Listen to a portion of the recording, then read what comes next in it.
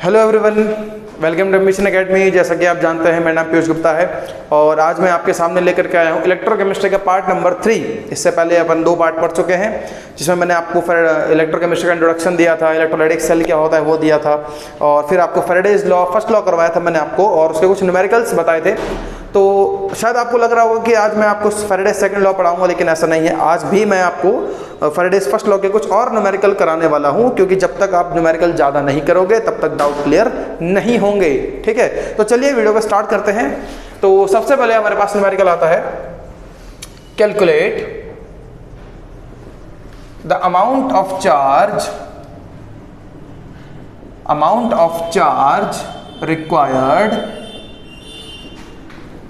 required for complete oxidation of 90 grams of water। आपको शायद याद आ रहा होगा कि सर ऐसा कुछ आपने पहले कराया था। बिल्कुल, मैंने ऐसा न्यूमेरिकल सेकंड पार्ट में कराया था, बस वहाँ डिफरेंस ये था कि यहाँ पर आपको 90 ग्राम दिया है, वहाँ आपको 90 ग्राम नहीं दिया था। वहाँ मास नहीं, वह नंबर ऑफ मोल्स आपको दिए गए थे। बिल्कुल। अच्छा, तो सर गिवन क्या है मेरे को चेक करते हैं जरा। गिवन है मेरे को 90 ग्राम वाटर का मास, मुझे 90 ग्राम दिया गया, 90 ग्राम वाटर दिया है मेरे को। अच्छा, आगे देखते हैं। सर इसका हमें क्वांटिटी ऑफ चार्ज निकालना है, अपने को Q का वैल्यू फाइंड करना है। ठीक है, देखो अब सर चार्ज का वैल्यू तो निकल जाएगा, ठीक है, कोई इशू नहीं है, लेकिन सर इस मास का क्या करें।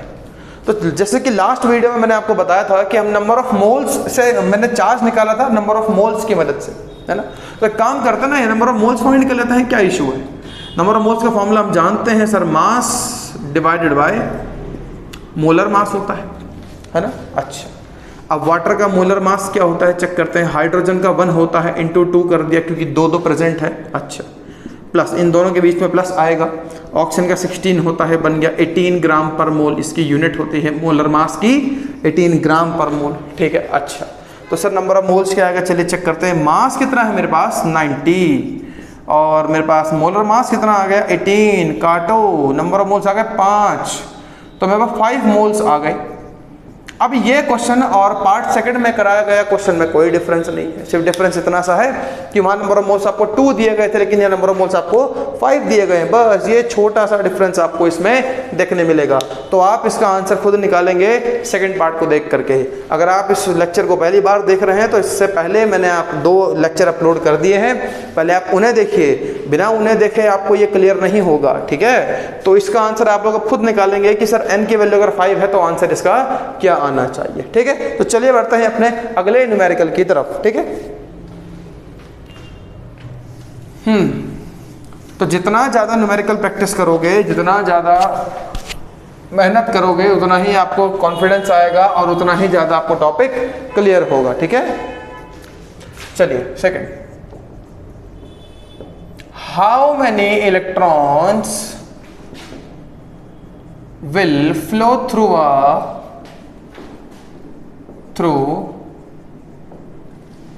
a metallic wire when a current of 0.5 ampere is passed through the wire for 2 hours। आपको एक मेटालिक वायर दिया था, लेट अस से आपको कॉपर वायर दिया था, और आपको बोला है कि आपने कॉपर वायर में से 2 एम्पेयर का करंट, 0.5 एम्पेयर का करंट पास किया 2 आवर्स के लिए। तो आपसे पूछा गया, बताइए जब आपने ऐसा किया तो उस मेटालिक वायर से इलेक्ट्रॉन्स कितने फ्लो होंगे। इलेक्ट्रॉन्स कितने फ्लो होंगे सर, चलिए वो बात भी अभी डिस्कस करेंगे। अच्छा, हमें यहाँ पर करंट कितना दिया है 0.5 ampere, I is equal to 0.5 ampere, और कितनी देर के लिए पास किया है 2 आवर्स के लिए। हमारी एक छोटी सी हैबिट होती है कि हम टाइम की यूनिट को सेकंड में लेके चलते हैं, एक ऐसा यूनिट में लेके चलते हैं, तो 2 × 60 × 60, ठीक है, ये आ गया टाइम सेकंड्स में। अभी इसको हम मल्टीप्लाई नहीं करें, कर लेंगे, इतना जल्दी कहीं नहीं जाना है हमें। चलिए आगे देखते हैं। तो सर हमें अब बताना है, जब आपने उसमें से इतना एम्पेयर का करंट पास किया 2 घंटे के लिए, 2 आवर्स के लिए, अब चेक करो, जब करंट फ्लो होता है means current is a flow, current means the flow of electrons, है ना। तो वही आपसे पूछ रहा है, जब आपने करंट फ्लो करवाया तो क्योंकि करंट का मतलब होता है फ्लो ऑफ इलेक्ट्रॉन्स, तो कितने इलेक्ट्रॉन फ्लो हुए, है ना। अच्छा, मैं आपसे एक छोटी सी बात पूछना चाहता हूँ कि आपने ये फॉर्मूला पढ़ा है कि नहीं पढ़ा है, Q equals to N E, what is this. आपने फिजिक्स में, इलेक्ट्रोस्टैटिक में क्लास 12th में सीखा होगा, अगर नहीं सीखा तो चलिए इसका छोटा सा कॉन्सेप्ट मैं आपको बता देता हूँ, ठीक है। मान लेते हैं, अभी इस क्वेश्चन को भूल जाओ, मान लेते हैं कोई वायर है मेरे पास, उस वायर में से मैंने 5 इलेक्ट्रॉन पास करवाए। कितने इलेक्ट्रॉन पास करवाए? 5 इलेक्ट्रॉन पास करवाए, मतलब उस वायर से 5 इलेक्ट्रॉन फ्लो हुए। एक इलेक्ट्रॉन का चार्ज होता है 1.6 × 10⁻⁻19, है ना। मैंने 5 इलेक्ट्रॉन पास करवाए, एक इलेक्ट्रॉन का इतना चार्ज होता है, तो टोटल चार्ज कितना फ्लो किया, टोटल चार्ज, इन दोनों को मल्टीप्लाई कर देंगे। अच्छा, अगर मैंने 15 इलेक्ट्रॉन पास करवाए तब कितना चार्ज फ्लो करेगा, टोटल इतना चार्ज फ्लो करेगा, है ना।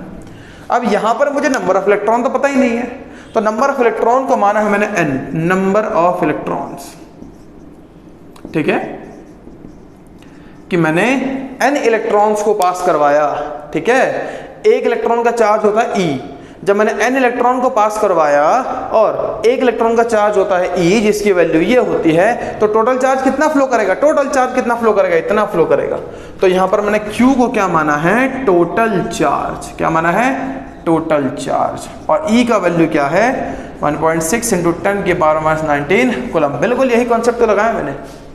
यहाँ n का वैल्यू 5 था, यहाँ 15 था, लेकिन अभी मुझे पता नहीं है, क्वेश्चन में तो पता नहीं है ना, तो बस मुझे वही n का वैल्यू तो फाइंड करना है। चलिए अब सर एक बात हम छोटी सी देखना चाहेंगे, टोटल चार्ज। पहले बेटा टोटल चार्ज निकालो, Q क्या होता है बेटा, करंट इनटू टाइम। आपको करंट भी दिया हुआ है, यहाँ पर करंट कितना बेटा 0.5, और टाइम कितना है 2 × 60 × 60, पॉइंट हटाया नीचे लगाया 10, 5 2 10, 2 1 2, Q आया मेरे पास 3600 कूलम। लीजिए इतना टोटल चार्ज फ्लो करेगा। जब आपने n इलेक्ट्रॉन को पास करवाया तो इतना टोटल चार्ज फ्लो करेगा, ठीक है, मेटालिक वायर से। तो फॉर्मूला लगाइए जरा ये वाला, 3600 इज इक्वल टू n का वैल्यू क्या है मेरे पास, निकालना है सर, कहाँ है n का वैल्यू, इंटू 10⁻⁻19, ठीक है। तो जरा मुझे n का वैल्यू फाइंड करना है, तो क्या करना पड़ेगा भैया, n का वैल्यू फाइंड करने के लिए बनेगा 3600 डिवाइडेड बाय 1.6 × 10⁻⁻19, ये पॉइंट हटाओगे लगेगा 0, ठीक है। अच्छा, इस 10⁻⁻19 को ऊपर खदेड़ दो तो क्या बनेगा, 36 × 10 की पावर, इसे लिख दो 10⁻³ × 10⁻19, माइनस की पावर ऊपर जाके प्लस की हो गई, ये बन गया 16, ठीक है। आगे देखिए, तो n बन गया मेरे पास 36 डिवाइडेड बाय 16 × 10 की पावर, बेस सेम पावर है 22, 19 20 21 22, ठीक है। अच्छा, तो काटिए जरा, 4 4 16, 4 9 36, n का वैल्यू आ गया 9/4 × 10⁻22। भैया इसको डिवाइड करोगे, n का वैल्यू आएगा 2.25 × 10⁻22 इलेक्ट्रॉन्स, ठीक है। तो जब आप 0.5 एम्पेयर का करंट पास करोगे 2 घंटे के लिए किसी एक मेटालिक वायर से, तब चार्ज तो टोटल इतना फ्लो करेगा, लेकिन उसके अंदर इलेक्ट्रॉन कितने फ्लो करेंगे, इतने total number of electrons flow करेंगे। तो ये एक छोटा सा न्यूमेरिकल आपके पास था। आइए बढ़ते हैं अपने अगले न्यूमेरिकल की तरफ। हाँ जी,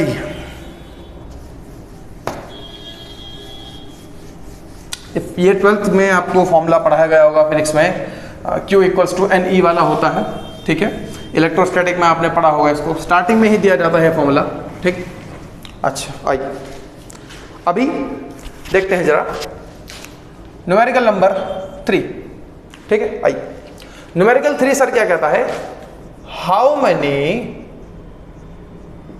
how many moles of mercury will be produced by electrolyzing 1.0 molar solution। तो थोड़ा सा क्लियर कर देते हैं, ठीक है। solution with a current of 2 ampere for 3 hours. ठीक है, लीजिए, तो हमने क्या करा, आपसे क्वेश्चन बोल रहा है कि आपने उस वाले सॉल्यूशन का इलेक्ट्रोलाइसिस किया। सॉल्यूशन क्या दिया है, ये इस वाले सॉल्यूशन का इलेक्ट्रोलाइसिस किया है आपने कितनी देर के लिए सर, 3 आवर्स के लिए। टाइम कितना, 3 आवर्स। कितना लिया है, 3 आवर्स। ओप सॉरी, मार्कर गिर गया और ये थोड़ा सा मेरा अरेंजमेंट भी गिर गया है। चलिए स्टार्ट करते हैं आगे। इसका आपने किया इलेक्ट्रोलाइसिस, ठीक है। टाइम कितना लिया सर, टाइम कितना, समय कितना है, 3 आवर्स। इतनी देर के लिए आपने किया और करंट हमने कितना इस्तेमाल किया सर, 2 एम्पेयर का करंट इस्तेमाल किया। आपसे बोला है आपने इसका इलेक्ट्रोलाइसिस किया इस कंडीशन में, तो मर्क्यूरी के कितने नंबर ऑफ मोल्स प्रोड्यूस होंगे, ठीक है। Number of moles of mercury हमें फाइंड करना है, अपने को फाइंड करना है एन मर्क्यूरी। मर्क्यूरी भाई फाइंड करना है अपने को, ठीक है। अच्छा, आप जानते हो क्योंकि जब इसका इलेक्ट्रोलाइसिस करेंगे, मर्क्यूरी की बात कर रहा है वो Hg2+ की वो बात कर रहा है। सर आपको कैसे पता इसका 2+ का चार्ज है, हमें तो नहीं पता। आप कैसे कह सकते हो उसके ऊपर 2+ का चार्ज है। सीधी सीधी बात देखो, जिसके ऊपर चार्ज निकालना उसको x मान लिया, ठीक है, प्लस NO3 के ऊपर चार्ज होता है माइनस का 1 इंटू NO3 कितने हैं, 2 है। अच्छा, पूरे के पूरे मॉलिक्यूल के ऊपर क्या चार्ज है, 0 सर, 0 है ना। अच्छा, x - 2 बराबर 0, x का वैल्यू कितना आ गया, 2। तो ये अपने को मर्क्यूरी के ऊपर कितना चार्ज मिल गया, 2 चार्ज मिल गया, क्योंकि एक मेटल है, पॉजिटिव चार्ज है इसके ऊपर। ये कहाँ भागेगा, कैथोड की तरफ भागेगा, ठीक है। कैथोड पे होती है रिडक्शन, तो ये 2 इलेक्ट्रॉन करेगा गेन। रिडक्शन मतलब गेन ऑफ इलेक्ट्रॉन्स, ये बनेगा Hg। अब आपसे यही पूछ रहा है कि इस Hg के कितने नंबर ऑफ मोल्स प्रोड्यूस होंगे, सीधी सीधी बात, ठीक है। आइए जरा देखो,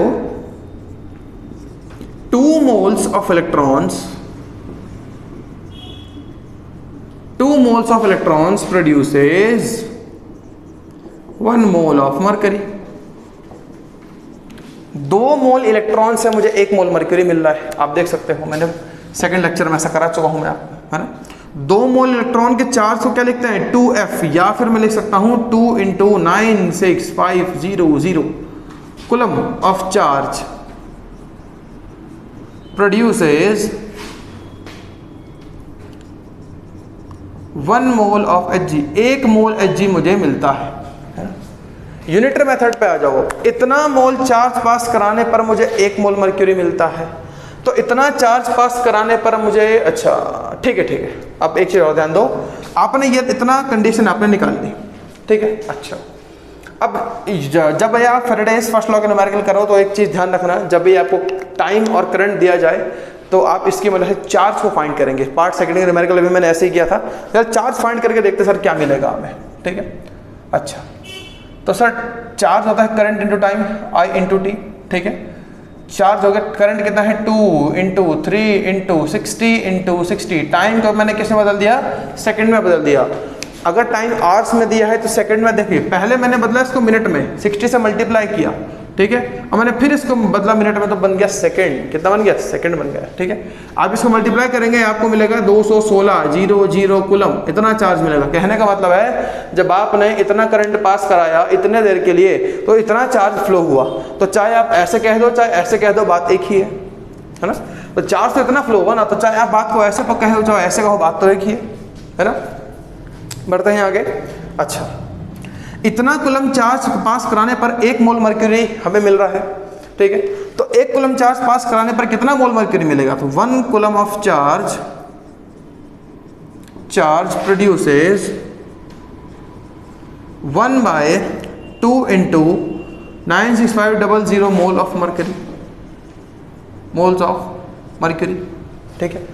1 कूलम चार्ज जब पास कराओगे इतना मोल मर्क्यूरी मिलेगा। अब मुझे मैंने कितना चार्ज पास कराया भाई, मैंने तो इतना कराया, मैंने 1 कूलम चार्ज थोड़ी पास कराया, मैंने तो उतना कराया, तो मुझे तो इतने चार्ज से कितना मर्क्यूरी मिलेगा वो जानना है ना। तो 21600 कूलम ऑफ चार्ज प्रोड्यूसेस कितना मिलेगा, 1/2 × 96500 × 21600 मोल ऑफ मर्करी। लीजिए, अब बस इसको सॉल्व करना है। तो जब इतना चार्ज आप पास कराएंगे, इसको हटा देते हैं, जब इतना चार्ज आप पास कराएंगे तो हमें इतना मोल ऑफ मर्करी डिपॉजिट करके मिलेगा, ठीक है। तो सीधी सीधी बात, जब इतना चार्ज पास कराते तो इतना मोल मर्क्यूरी मिला, 1 कूलम चार्ज से इतना मोल मर्क्यूरी मिला। लेकिन मैंने कितना चार्ज पास कराया था, मैंने तो इतना कूलम चार्ज पास कराया था, तो इतना कूलम चार्ज पास कराने पर कितना मोल मर्क्यूरी मिलेगा, इतना मोल मर्क्यूरी मुझे मिलेगा। ठीक है। अब सर इसको सॉल्व करते हैं, आइए देखते हैं कैसे सॉल्व होगा। भाई 2 0 से 2 0 काटा आपने, क्या बच गया 216 डिवाइडेड बाय 2 × 965। ठीक है, ये बनेगा 216 बटे 1930, शायद मल्टीप्लाई करके ना 1930 आएगा। ठीक है। अच्छा 1930 को मैं थोड़ा सा ऐसे लिख देता हूँ इंटू 10 को ऊपर लेके जाइए, बनेगा 216 डिवाइडेड बाय 193 इंटू 10 की पावर -1। ठीक है। आइए इसको डिवाइड करके देखते हैं भाई, इसको डिवाइड करेंगे तो सर क्या आएगा, देखिए जब आप 193 को डिवाइड करेंगे 216 के साथ 193 216। ठीक है, जब आप इसे डिवाइड करेंगे तो चलिए देखते हैं क्या आता है सर। 193 बन जा, 193 हो गया। ठीक है, 16 और 7 बचा 23 आया, पॉइंट लगाया सर 0 आ गया। फिर 193 बन जा हो गया सर 193। ठीक है, 30 और 7 कितना बच गया 37.0। इसके बाद फिर आपको करना पड़ेगा 193 बन जा 193। ठीक है, इसके बाद जितना भी बचे हमें फ़र्क नहीं पड़ता, हमारा आंसर फिलहाल आ गया है। तो हमारे पास आंसर है सर 1.11, ये आया 1.11 इंटू 10 की पावर 1 इंटू 10 की पावर -1, यहाँ ले रखा मैंने -1। ठीक है। अच्छा अब इस -1 की पावर को हटाएंगे तो एक पॉइंट इधर आ जाएगा, ये बनेगा 0.111 मोल ऑफ मर्क्यूरी। ठीक है, तो जब आप इस सॉल्यूशन के अंदर से इतना चार्ज पास कराएंगे तो आपको इतना मोल मर्क्यूरी मिलने वाला है। ठीक है, तो ये एक और छोटा सा न्यूमेरिकल था। ठीक, तो बढ़ते हैं आज के अपने लास्ट न्यूमेरिकल की तरफ। ठीक है, आइए चलिए, न्यूमेरिकल्स जितने होंगे उतना ही अच्छा आपके लिए रहेगा।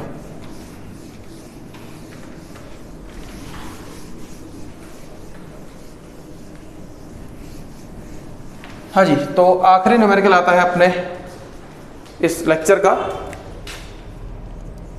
Calculate the mass of silver deposited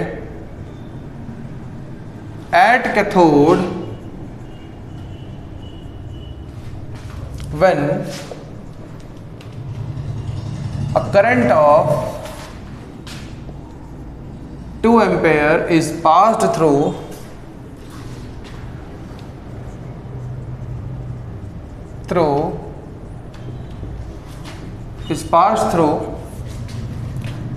AgNO3 solution for 15 minutes।